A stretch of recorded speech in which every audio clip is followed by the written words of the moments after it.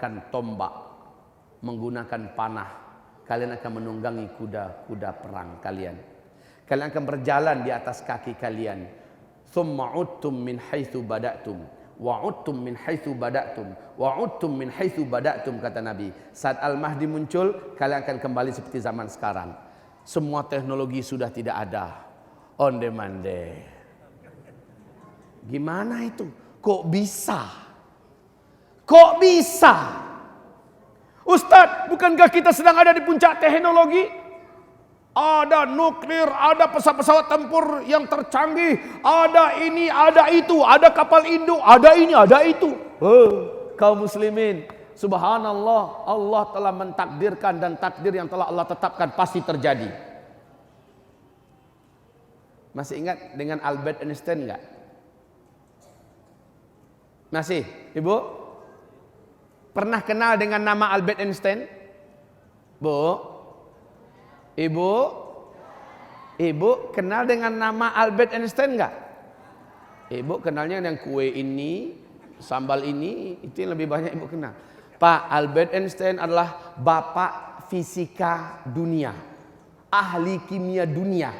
Saat beliau masih hidup, beliau didesak lebih oleh 2000 wartawan di bumi ini, mendesak beliau khususnya di negara maju, mempertanyakan kepada beliau bagaimana pandangan Tuan tentang perang dunia ketiga nanti. Masalahnya di negara besar sedang berlomba-lomba membangun senjata nuklir, senjata canggih untuk persiapan perang dunia ketiga. Beliau tidak mau menjawab. Tapi karena desakan begitu kuat, ingin melihat bagaimana pandangan beliau, jawabannya sangat spektakuler dan sangat fenomenal. Apa kata Albert Einstein? Beliau menjawab, kalian nanti perang tidak menggunakan senjata-senjata canggih yang kalian buat hari ini. Semuanya sudah tidak bisa dipakai. Kalian akan perang dengan senjata manual pada perang dunia ketiga. Waduh, kaget. Dunia jadi kaget. Kenapa? Terbongkarlah rahasia besar yang disembunyikan oleh NASA, Pak. Terbongkar akhirnya. Steve Jobs juga pernah menyatakan waktu dia masih hidup. Dengar nama Steve Jobs siapa? Termasuk orang terkaya dunia. Dan dia adalah penggagas atau pemilik iPad. Salah seorang intelektual dan saintis dunia, ahli dalam masalah teknologi digital. Steve Jobs mengatakan, kalau nanti saya sudah tidak ada, kalian tidak lama kemudian akan kembali ke zaman batu, katanya. Kembali ke zaman batu. Pasti akan terjadi kok, penuh matematika begini. Begini kaum muslimin. Allah menyebutkan petaka besar yang akan menimpa bumi ini, yaitu dalam surat At-Tur, surat Ad-Dukhan, surat Al-Muluk, surat Al-Hadid. Nanti uraiannya lebih rinci ada di sini nanti, zikir akhir zaman ya. Kaum muslimin, Nabi menyebutkan bumi ini akan mengalami hantaman meteor. Bumi ini akan mengalami hantaman meteor menjelang kiamat. Akibat meteor ini terjadi dukhan, kabut, asap dan debu yang sangat tebal dan sangat panas. Saking tebalnya bumi ini gelap gulita selama 40 hari 40 malam, kata Rasulullah. Hadis ini sahih seluruhnya. Dukhan ini perkara mutawatir. Kekuatan dalil dan riwayatnya sama dengan kekuatan ayat dalam Al-Quran. Ya, dukhan. Ibnu Abbas mengatakan, saya malam tadi tidak bisa tidur. Ini dengan sanad yang jayid dari Ibnu Jarir. Ibnu Abi Mulaikah, muridnya Ibnu Abbas berkata, saya berjumpa dengan guru saya. Dia berkata, saya malam tadi tidak dapat tidur, semalaman suntuk. Kenapa guru? Karena saya dengar dari sahabat-sahabat saya telah nampak meteor, berarti malam mereka telah menyaksikan adanya meteor melintas, diperkirakan jatuh ke bumi, dan berarti besok terjadi dukhan. Jadi hubungan antara meteor dengan dukhan diyakini oleh para sahabat, berarti mereka belajar ini dari Rasulullah. Nah kaum muslimin, ternyata Michel Penn, kenal dengan nama Michel Penn? Pakar astronomi dunia, Pak. Jadi rujukan pakar astronomi yang lainnya. Michel Penn mengatakan bahwa meteor ini di ruang angkasa kecepatannya 120.000 km per jam. Meteor yang besarnya garis diameternya 2 km saja, Kekuatan ledakannya sama dengan 1 juta kali lipat bom nuklir yang pernah meledak di Nagasaki dan Hiroshima. Ulangi kembali Pak, berapa kekuatan ledakannya? 1 juta kali lipat bom nuklir yang pernah jatuh di Nagasaki dan Hiroshima. 1 juta kali lipat Pak. Padahal bom nuklir yang jatuh di Nagasaki, Hiroshima itu mampu menghabisi 50.000 manusia. Padahal jatuhnya di lembah itu Pak, bukan di tepat di kota Nagasakinya. Tidak tepat di kota Hiroshimanya. Jatuhnya di lembah, tapi 50.000 manusia mati. Bangunan rata dengan tanah. Manusia menjadi karbon. Bagaimana kalau 1 juta kali lipat? Makanya kata Michel Penn, meteor ini kalau jatuh ke laut akan menimbulkan gelombang tsunami 230 meter. Sedangkan di Aceh saja 15 meter cuma. Hanya 10 menit lebih 200.000 orang yang meninggal dunia. Bagaimana dengan 230 meter? Banyak kota-kota besar dunia yang akan hilang.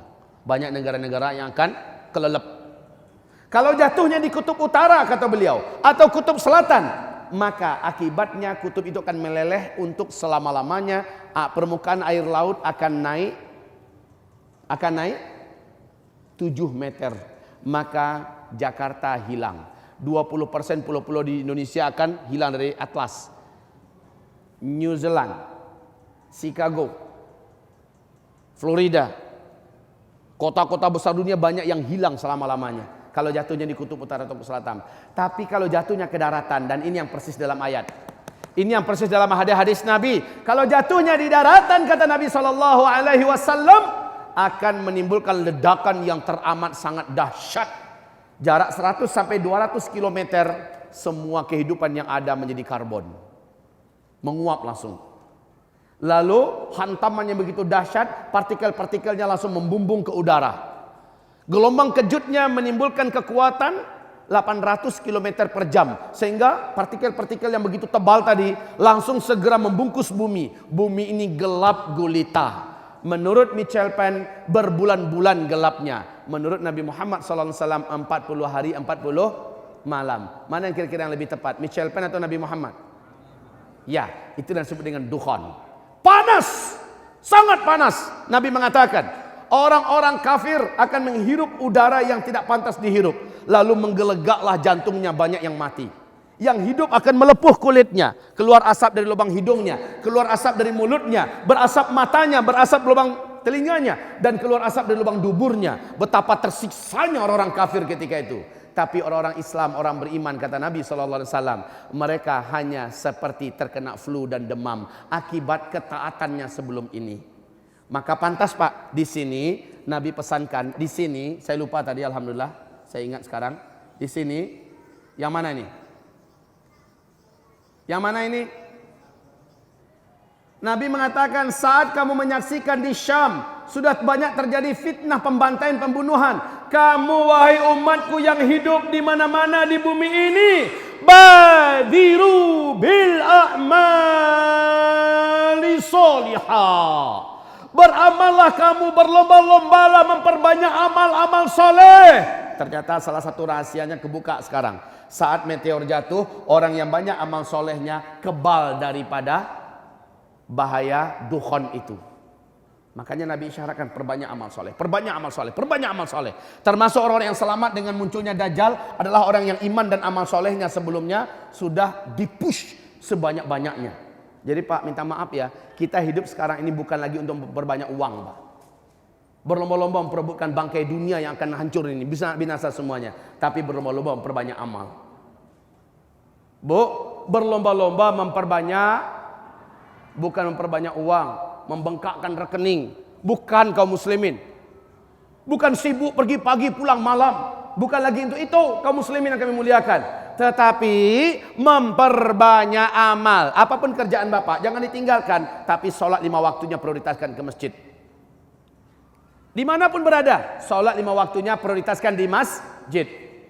Sholat qabliyahnya, sholat ba'diyahnya, rawatibnya, sholat sunat duhanya, tahajudnya. Pak, Rasul perintahkan badiru bil a'mal. Perbanyaklah oleh kamu melakukan amalan-amalan soleh.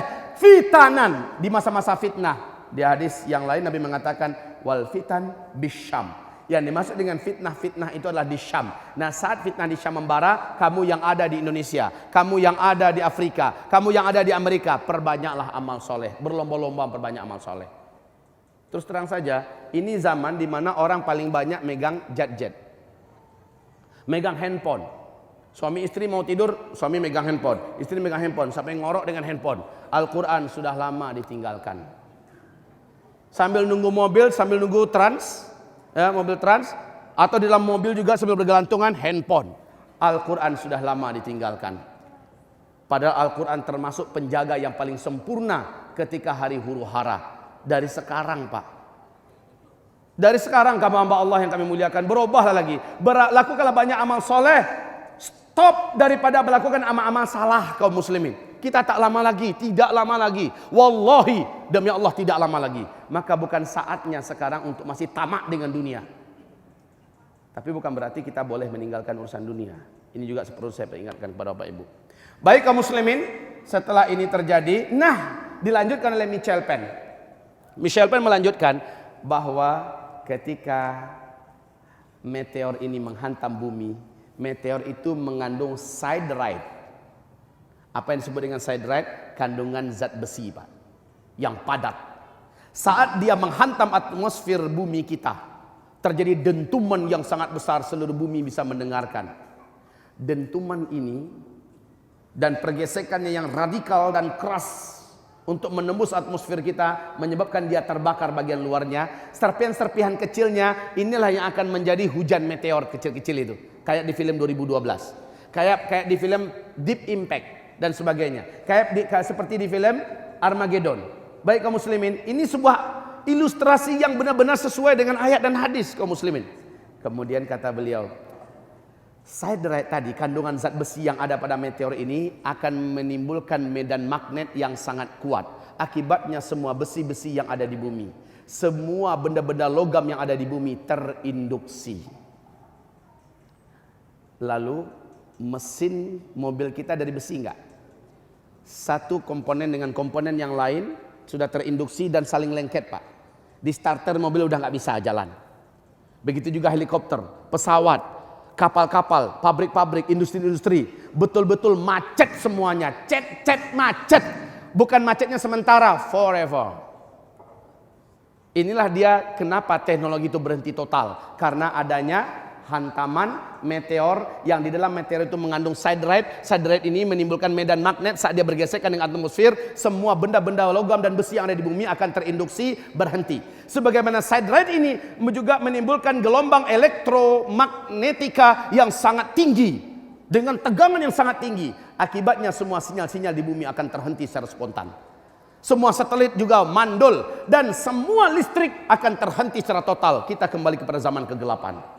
Kaum muslimin yang kami muliakan, dan NASA Amerika mengumumkan bumi kita pada saat ini sedang berada di tengah-tengah arus sungai meteor. Allahu Akbar. Bumi kita saat ini sedang berada di tengah-tengah arus sungai meteor. Ketahuilah kaum muslimin, apa yang terjadi di ruang angkasa. Ini seperti ini. Di ruang angkasa, ini seperti ini meteor, ratusan juta jumlahnya. Sudah diperingatkan oleh Amerika Serikat, NASA Amerika Serikat 2012, bahwa bumi kita pada tahun 2013 akan memasuki arus sungai meteor. Diperkirakan 2013 sampai 2016 baru lepas dari arus sungai meteor ini, akan ada hantaman 1.300 meteor menurut NASA. Ternyata benar, Pak. Pada tanggal 15 Februari 2013, meteor pertama masuk menembus atmosfer bumi kita dan jatuh di Siberia, Rusia. Masih ingat nggak? Ini meteor pertama. 1.200 korban. 30.000 gedung-gedung yang ada kacanya hancur. Ya, meteor ini beratnya 70.000 ton. Nasib baik jatuhnya tepat di danau es, Pak. Sehingga danau itu langsung menggelegak dan membentuk kawah yang berapi. Luar biasa. Untung meteornya kecil. Pada tanggal 14 April, meteor kedua menembus lagi lapisan pertahanan bumi yaitu atmosfer dan tepat jatuh di Argentina. Tapi nasib baiknya Pak, tidak sampai ke daratan. Dia meledak di atas udara negara Argentina di malam hari, hari Minggu saat itu sedang ada konser musik raksasa. 9 kota langsung terang benderang beberapa detik. 7 November jatuh lagi di Los Angeles. Masih 2013. Ya. Tahun 2014 meteor di malam hari, banyak negara-negara bisa menyaksikan melintas di negara mereka. Bahkan Indonesia sering menyaksikan ya, di malam hari ratusan ribu meteor melintas di atas negara kita Pak. Alhamdulillah nggak nabrak bumi kita. Nah yang kecil-kecil 2014 banyak yang kena Pak. Tapi meledak-meledak semuanya, hancur-hancur seluruhnya di atmosfer kita. Kaum muslimin yang kami muliakan, sekarang kita 2015 akhir dan mau masuk 2016. Sepertinya kita sudah mulai di penghujung. Apakah benar ada salah satu di antara meteor itu yang besar yang akan menghantam bumi kita? Jawaban yang paling tepat, Allahu a'lam. Tapi kita sedang tepat di arus sungai meteor. Rasulullah bersabda, lihat ini baik-baik. Bumi ini akan mengalami hantaman meteor dan hujan meteor, di mana akan banyak kota-kota tenggelam, banyak manusia yang berubah bentuknya, dan hujan meteor ini akan menjadikan segala-galanya berubah. Sahabat-sahabat bertanya, kapankah itu terjadi ya Rasulullah? Kalau pada umatku sudah terjadi 3 perangai ini. Kalau pada umatku telah terjadi 3 perangai ini, maka hujan meteor akan menghantam umat manusia. Fi hadhil ummah khasfun wa maskhun wa qadhfun. Pada umat ini nanti akan terjadi penenggelaman banyak daratan, akan terjadi perubahan banyak bentuk, dan akan terjadi hujan meteor. Para sahabat bertanya, qala rajulun minal muslimin wa mata dzaka ya Rasulullah? Wahai Rasulullah, kapankah itu terjadi? Nabi menjawab, idza zaharatil qainat wal ma'azif wa syuribatil khumur. Kalau di bumi ini pada umatku sudah banyak bermunculan penyanyi-penyanyi wanita. Ini yang pertama. Yang kedua kata Nabi, wal ma'azif, apabila di tengah-tengah umatku di bumi ini sudah banyak umatku yang menggandrungi musik dan menyebarnya musik. Sudah apa belum semuanya? Yang ketiga kata Nabi, wasyuribatil khumur, apabila khamar, tua, arak sudah diminum secara formal dan legal, menyebar juga di mana-mana. Masya Allah. Bahkan istana kita saja dalam tayangan TV sudah tidak malu-malu petinggi-petinggi negara kita saling tos-tosan sementara di dalamnya adalah arak. La haula wala quwata illa billah. Sekarang khamar sudah disebut dengan nama yang berbeda-beda kaum muslimin. Baik kaum muslimin yang kami muliakan. Jadi kalau begitu, selepas ini habislah kita. Iya.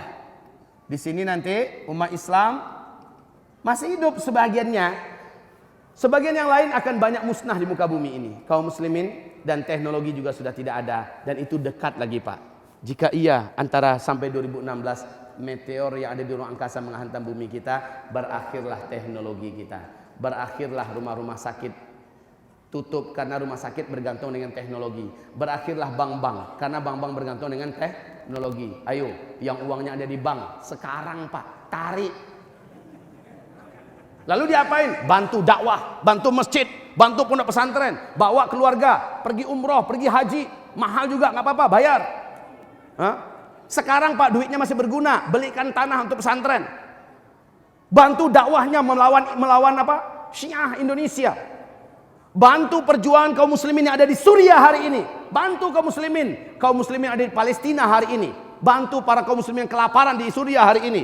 Banyak bisa kita lakukan kaum muslimin. La haula wala quwata illa billah. Ayo sebentar lagi kita akan galang dana untuk Suriah. Mau? Mau? Kok ngangguknya lemah? Bapak akan nyesal Pak, tabungan yang banyak nggak bermanfaat lagi. Sekarang masih berguna. Baik kaum muslimin yang kami muliakan. Saya selepas zuhur nanti langsung mengisi di Depok City. Jadi saya minta Bapak Ibu dapat memahami kondisi di mana saya tidak bisa berlama-lama dengan Bapak. Lanjutannya saya persilahkan nanti, ini kaset. Ada 5 judul ya, 4. Ada 5 judul, silahkan Bapak dapatkan di sahabat Yamimah di luar sana. Dan ini kegunaannya adalah untuk dakwah. Kita tidak berbisnis di sini kecuali adalah untuk kepentingan dakwah. Dan di zikir akhir zaman adalah urut-urutan yang kami uraikan serta antisipasi dari masing-masing kejadian. Amalkan ini, lakukan ini, amalkan ini, lakukan ini. Ini juga ada, silahkan mendapatkannya di luar sana. Sementara peperangan, bencana, akhir zaman ini lebih luas pembahasannya, lebih ilmiah. Ya, silakan Bapak Ibu yang kami muliakan, kita kembali sedikit. Berarti sekarang apa yang harus kami buat Pak Ustadz? Ada urutannya. Insya Allah urutan ini Bapak bisa ikuti ceramah-ceramah saya di YouTube ke depan. Ya, saya mempunyai tanggung jawab kepada umat ini menjelaskan. Bahkan saya sebutkan urutan kitabnya juga apa, rujukannya mana, supaya Bapak Ibu, oh anak remaja harus lakukan ini. Oh ibu-ibu, karena dia yang paling banyak murtad ketika Dajjal keluar, dari sekarang harus lakukan ini. Saya akan sampaikan itu Ibu. Ya. Kemudian bagaimana para suami, laki-laki yang masih muda-muda, ketika Al-Mahdi muncul, kami harus buat apa? Saya akan sampaikan ini di YouTube nanti insyaallah taala. Alhamdulillah sahabat Yamimah sudah melengkapi perlengkapan mereka, dan saya selama ini berdampingan dengan sahabat Yamimah, dan ke depan saya ke daerah-daerah sudah membawa peralatan sendiri, dan itu akan merekam saya di mana saya ada kesempatan langsung direkam kembali, dan itu di-shootkan di-sharekan di YouTube. Oleh karena itu ikuti kajian khusus kami nanti di MUS TV insyaallah taala, Madrasah Mulazamah Ulum Syariah TV, dan ini hanya khusus ceramah-ceramah akhir zaman saja, di mana saya langsung yang akan, inilah tanggung jawab saya kepada umat. Sementara dakwah kita, amalan sosial kita dan lain-lainnya, sahabat Yamimah akan tangani dari Jakarta. Baik kaum muslimin yang kami muliakan, saya punya pondok pesantren di Payakumbuh, namanya Madrasah Mulazamah Ulum Syariah MMUS. Inilah pondok pesantren satu-satunya tipe mulazamah di Indonesia, Pak. Belum ada yang lain. Tipe mulazamah yang diterima adalah tamatan SD. Syaratnya sudah bersih baca Quran. Dan anak ini kita gembleng dalam jangka 7 tahun ditargetkan menjadi ulama-ulama kaliber dunia dengan izin Allah Subhanahu wa taala. Baik kaum muslimin, demikian saja dari saya. Semoga bermanfaat. Penyampaian saya ini bukan menyebabkan Bapak Ibu lemah semangat hidupnya setelah ini. Tahu-tahu pulang udah lemah aja lututnya. Udah jatuh bahunya macam ini jalan. Bang, kenapa bang? Udah mau kiamat, Dek. Jangan kayak gitu, Pak. Ya. Juga kepada anaknya yang sudah mau menikah, jangan katakan, buat apa kamu menikah, udah mau kiamat. Juga itu salah, ya. Maka saran saya kepada Bapak Ibu, justru dengan mendengarkan uraian ini, semakin membara semangat hidup Bapak. Buat apa? Waktu yang masih tersedia, inilah waktu yang paling tepat memperbanyak tabungan amal soleh saya. Membela kepada Islam sehabis-habis pembelaan. Berjuang untuk Islam sehabis-habis perjuangan. Dunia yang ada di tangan kita sekarang, jangan dibuang. Tapi jadikan untuk sarana mendekatkan diri kepada Allah.